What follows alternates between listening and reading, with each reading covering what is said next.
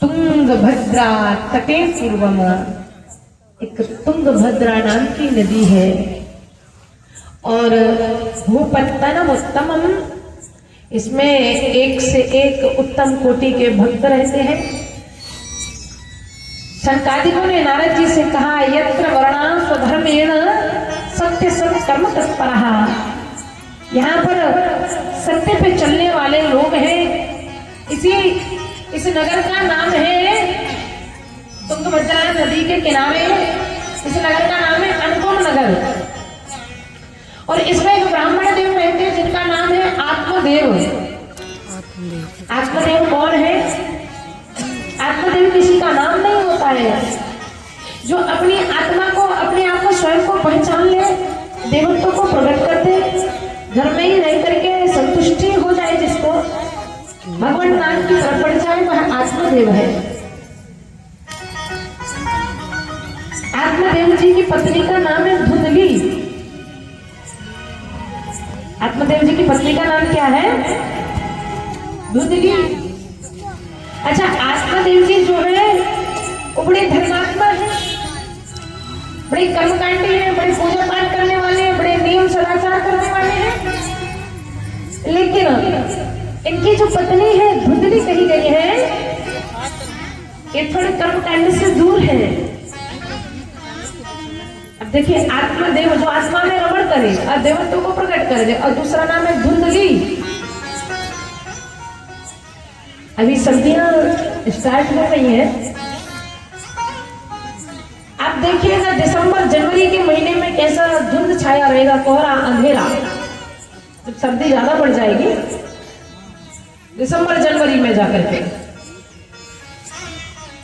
हमारे यहाँ कहते हैं जहां अंधेरा ज्यादा हो, कोहरा ज्यादा, उसको कहते हैं धुंध, बड़ा धुंध छाया हुआ है।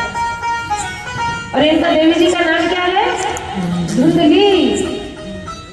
यानी कि साफ साफ जीवन में कुछ दिखाई नहीं दे रहा है, इनके जीवन में कुछ ऐसा नहीं है जिसमें प्रकाश हो। स्वभाव है थोड़ा झगड़ालू स्वभाव है, इधर की बात उधर पहुंचाना, उधर की बात इधर पहुंचाना, थोड़ा स्वभाव है।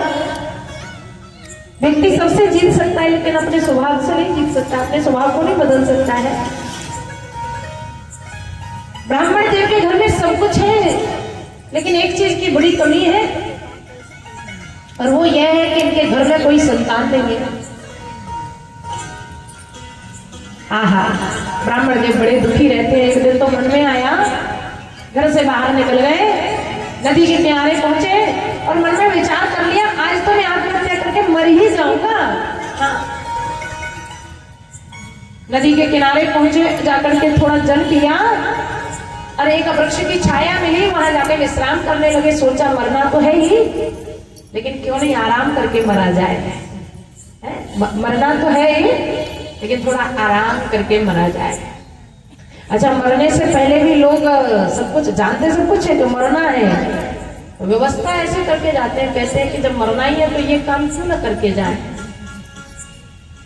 एक प्रसंग आता है कि एक भाई जीवन से तंग हो गया था, परेशान हो गया था बहुत ज्यादा, और वो जीवन से तंग होकर के, परेशान होकर के आत्महत्या करने के लिए निकला। जैसे आत्मदेव निकले ना आत्महत्या करने के लिए, ऐसे वो भाई भी निकला और आत्महत्या करने के लिए उसने स्थान का चयन किया, रेल की पटरी पे जाकर के लेट गया महाराज। कहता है रेल आएगी और मुझे काट देगी, मैं मर जाऊंगा। एक कोई दूर से भाई देख रहा था, उसने कहा कि क्यों भाई आप यहाँ क्यों लेटे हैं, अभी रेल आएगी और मर जाएंगे आप, यहाँ से रेडी। वो भाई कहता है कि मरने के लिए तो आए ही हैं हम यहाँ पर मरने के लिए आए हैं। फिर उस भाई की नजर गई सिरहाने, क्यों भैया इसमें क्या है? बोले इसमें बढ़िया पकवान, बढ़िया पूड़ी और बढ़िया सब्जी लेकर के आए हैं घर से। भैया जब मरना ही है तो पूरी सब्जी से ये पकवान से क्या करेंगे? बोले अच्छा तुम चाहते हो हम भूखे ही मर जाएं?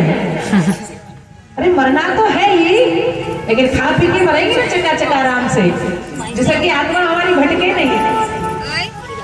तो जो आत्मा देव जी है ना, वो भी यही बात कर रहे हैं कि मरना तो है ही, लेकिन क्यों नहीं थोड़ा आराम कर लो, थोड़ा जलपान कर लो। और विश्राम कर ही रहे थे कि सामने से तो बड़े महात्मा चले आ रहे हैं, 2-4 साधु लोग उनके समूह में है। ब्राह्मण देव समझ गए रास्ता मिल गया, भगवान की कृपा हो गई, दौड़ करके गए ब्राह्मण देव चरणों में गिर पड़े, महाराज महाराज कृपा करो। साधुओं ने देखा, मस्तिष्क की रेखाएं देखी, ब्राह्मण देव को उठाया और पूछा कथम रोदिस्य विप्रम काते चिंता बलियसी। अरे ब्राह्मण देव आप क्यों रो रही है? कौन सी चिंता आपको परेशान कर रही है? ब्राह्मण देव ने रो करके कहा महाराज मेरे घर में सब कुछ है पर संतान नहीं है। आजकल तो मेरे पितर भी मुंह फेंक करके पानी लेने लगे हैं। मैं जिस गाय को घर में पालता हूँ 7 साल से मेरे घर में गाय रह रही है, लेकिन वो भी सर्वथा बांझ है। मैं घर में जिस वृक्ष को लगाता हूँ वो कभी फलता फूलता नहीं है। महाराज कुछ करता है। साधुओं ने मस्तिष्क की रेखाएं देखी और कहा कि अरे ब्राह्मण देव, एक जन्म की तो क्या तुम्हारे 7 जन्म तक संतान का सुख नहीं है भाग में। अरे राम राम, एक तो पहले से ही बेचारा परेशान और ऊपर से महात्माओं ने कह दिया 1 जन्म की छोड़ी 7 जन्म तक संतान का सुख नहीं है। सोचिए क्या गुजरेगी उस व्यक्ति पर। ओ पंडित जी चरणों में लेट गए, महाराज कुछ भी करो। मैंने सुना है भगवान के विधि के विधान को भी बैठने के पावन रखते हैं साधु लोग। महाराज आप यदि कह दोगे ना तो मेरे इसी जन्म में मुझको संतान मिल जाएगी। महात्मा बोले भैया हम तो भगवान के पुजारी, हम क्या कर सकते हैं? ब्राह्मण देव ने कहा या तो मुझे बेटा दे दो, नहीं तो आपके सामने ही आपके चरणों में आत्महत्या करके मर जाऊंगा। हाँ, साधुओं ने कहा भाई ये आफत ये बड़ी मुसीबत गले पड़ गई। बड़ा समझाया महाराज जिनके संतान नहीं है वे बड़े सुखी है। हाँ पर यह संसार है भैया, बहुत समझाया। ब्राह्मण देव नहीं माने, बोले नहीं महाराज आप नहीं समझेंगे। संतान का दर्द क्या होता है, संतान का दुख क्या होता है। यदि आपका विवाह हुआ होता है तो आपको पता चलता है। अब आपका विवाह तो हुआ नहीं तो आप कैसे समझेंगे कि संतान का दुख क्या होता है। महात्मा बोले अरे राम राम, एक बात को ये जगत है, ये लड़ुआ जिसने खाया वो भी रोया, जिसने नहीं खाया वो फिर भी ठीक रहा। वो बचा रहा है कम से कम जगत जंजाल से, लेकिन जिसने खाया वो रोया ही रोया।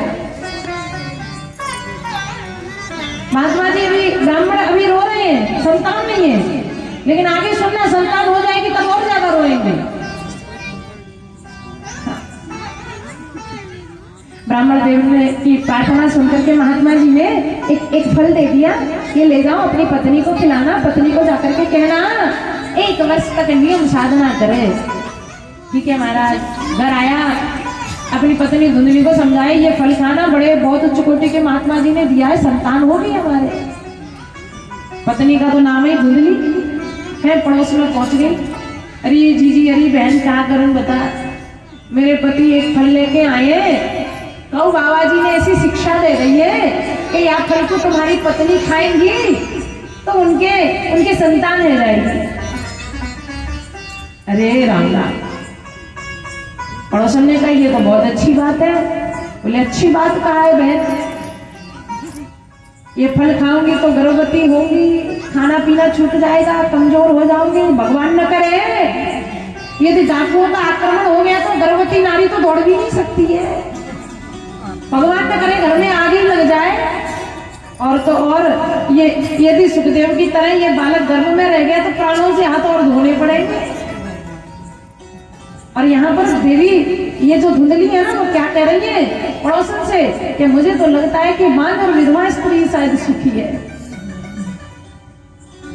सुना करके घर लौटी, इतने में बहन आ गई। बहन को भी रो करके यही सुनाया, बहन ने कहा चिंता मत करो, जिसके घर में खाने को उसके घर में खाने वाले नहीं, और जिसके घर में खाने वालों की लाइन लगी उसके घर में खाने को ही नहीं। मेरे घर में कई पुत्र हैं, अभी मैं गर्भवती हूँ, मैं अपना पुत्र तुम्हें दे दूंगी, मेरा पति थोड़ा लोभी है, उसको धन दौलत दे देना, कभी जीवन में बताएंगे नहीं उनको। स्वीकार कर लिया। पति ने कहा फल खा लिया? बोले हाँ। कुछ समय व्यतीत हुआ और धुंधली की बहन ने उस बालक को जन्म दिया। पति लेकर के आया, धुंधली ने बालक ले लिया और माल मत्ता धन दौलत जो था वो बड़ी कोठरी बांध के दे दिया।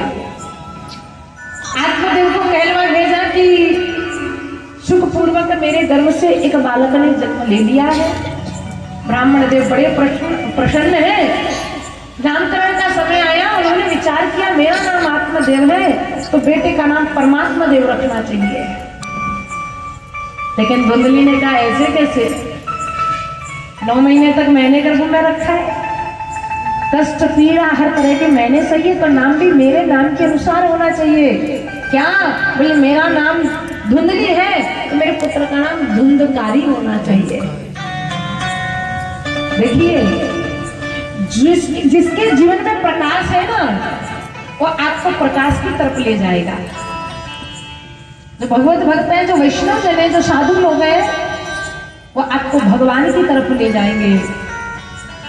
लेकिन जिनके जीवन में अंधेरा है, जो स्वयं फंसे हुए हैं, यदि आप प्रकाश की तरफ जा भी रहे हैं तो घसीट के आपको ले आएंगे वही अपना जैसा बनाने के लिए।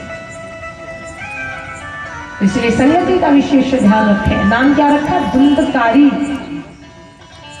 3 महीने बाद वो जो फल गाय को खिला दिया था ना, 3 महीने बाद गाय ने भी एक मनुष्याकार बालक को जन्म दिया, लेकिन कर्ण में जो कान है ना वो गौ जैसे है, इसलिए नाम हुआ श्री गौकर्ण जी। बालक धीरे धीरे बड़े हुए। धुंधकारी बड़ा अत्याचारी दुष्ट स्वभाव का हुआ, लेकिन जो गौकर्ण है बड़े धर्मात्मा। महाराज अब तो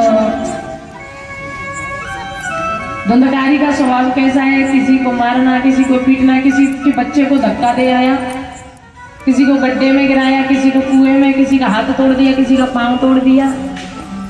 ब्राह्मण देव बड़े दुखी हैं। ब्राह्मण देव ने कहा, महात्माओं ने ठीक ही कहा था कि जिनकी संतान नहीं है वो संसार में बड़े सुखी हैं। ये बात मेरी उस समय समझ में नहीं आई, पर अब धीरे धीरे ठीक से समझ में आने लग गई है। फिर गौकर्ण जी ने समझाया और आत्मदेव भजन करने के लिए चले गए। देखा कि माँ में और भाई में कोई अंतर, स्वभाव में कोई अंतर नहीं आया। गौकर्ण जी भी चले गए। एक दिन धुंधकारी माँ को परेशान करता है, कहता है बता धन कहाँ छुपा रखा है, नहीं तो जलते चेहरे से तेरी खबर लेनी पड़ेगी, जलती लकड़ी से। माँ ने विचार किया कि बेटे के हाथ से पिटाई खाने से अच्छा है कि मैं मर जाऊं। रात्रि में गई, अंधे कूप में जाकर के गिर पड़ी और गिरने से उनकी मृत्यु हो गई। और स्वतंत्र हो गया धुंधकारी और घर में ले आया है 5-5 वैश्याओं को। वैश्याओं ने धन की फरमाइश करी, वस्त्रों की फरमाइश करी, चोरी करने लग गया, बड़ा माल मत्ता धन इकट्ठा करके लाया। और अब कहते हैं कि जब धन इकट्ठा करके लाया तो वैश्याओं ने सोचा कि इसको तो मरना ही है, ये चोरी करता है, एक न एक दिन ऐसा आएगा कि ये राजा इसको पकड़ लेगा, इसको फांसी की सजा होगी, लेकिन इसके चक्कर में हम क्यों मरे। सोते हुए धुंधकारी को रस्सी से बांध दिया, गड्ढा खोदा, मारने लगे और अंगारे मुंह में भर दिए। तड़प तड़प करके धुंधकारी मर गया। गड्ढा खोदा, उसमें डाल दिया धुंधकारी को, और जो धन दौलत था माल मत्ता लेकर के चलती बनी। गौकर्ण जी को पता चला गोकर्ण जी सब जगह से तीर्थों में भ्रमण करते हुए पुनः अपने नगर में आए। भजन करने बैठे ही थे कि वहां धुंधकारी प्रकट हो गया। गोकर्ण जी कह रहे हैं आप कौन है? धुंधकारी ने इशारा किया, मैं बोल नहीं सकता हूं। बंधुओं, जब हम पाप करते करते मृत्यु को प्राप्त होते हैं ना, तो फिर हमारी गति नहीं होती, हमें मुक्ति नहीं मिलती है। अब तो कमंडलों में से जल लिया, जल के छींटे मारे और धुंधकारी बोलने लगा, अहम भ्राता तदयोस्मि धुंधकारी थी नामतः, मैं तुम्हारा बड़ा भाई धुंधकारी हूँ। यह गति कैसे हुई? बोले स्वकीय नैव दोषेण ब्रह्मत्वं नाशितं मया, मैं ब्राह्मण कुल में जन्म लेकर के आया, लेकिन मेरे कर्मों के कारण मुझे नरक की प्राप्ति हो गई है, मुझे ये प्रेत योनि मिली। गोकर्ण ने समझाया, चिंता मत करो, तुम्हारी मुक्ति के लिए कुछ न कुछ उपाय करेंगे। और फिर कहते हैं कि इनके लिए सुबह हुई, नगर के लोग सब इकट्ठे हो गए।